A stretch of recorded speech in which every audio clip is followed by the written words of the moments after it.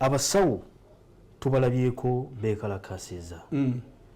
twabadde n'essuubi olunaku olw'eggulo bwe basinkanye omukulembeze w'eggwanga pulezidenti n'abannyonnyola ensonga ez'enjawulo oba oli awo nawe oba ozitunuddemu nolaba zeyo zennyini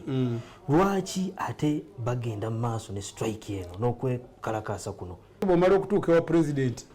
asembayo n'akubuulira takusindikidde minisita ate kati gwe nojja n'okutuuza press conference nti wadde bye yayogedde twabiwulidde naye tetukakasa nti anaabikola. That's indiscipline. mpisa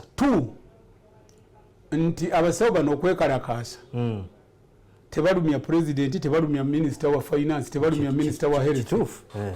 Fe abantu ababulijjo bakamaadi abantu baani ne bwe baba tebagirina ekirayiro kyewagamba nti omuntu ne bwaba agudde ku kkuba kati ekyo kyexposinga nti abasawo abamu bafa ku ssente okusinga obulamu bw'abantu so nga ekirayiro kye baalayira temwali ssente kutaasa bulamu tebagamba nti ku misaala bwe tuli tetulina misaala gitumala tetulikola mirimu kati ekyo ekirayiro bagivuddeko era kyova olaba nti ojja kulaba kati ebitongole ng'ebya poliisi ebyamagye ebyakyabi tebiri mu mbeera eba nti yennungi abalala bali mu mama ingia pola abalala bwe bayita bamagye naye bwe tuuka okuvuga nga eggwanga balirumbye bagenda kubanga ekirayiro tekyalimu kusula mu kayina ntere naye nga nze ndowooza naye ate ninsiima abasawo abamu kati nga ababadde mulago n'abalala bali patriotic ababadde bajjanjaba abantu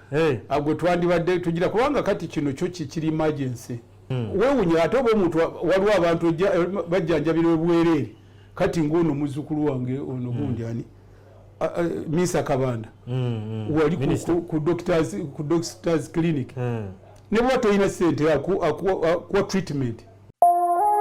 Eno ye Salam TV.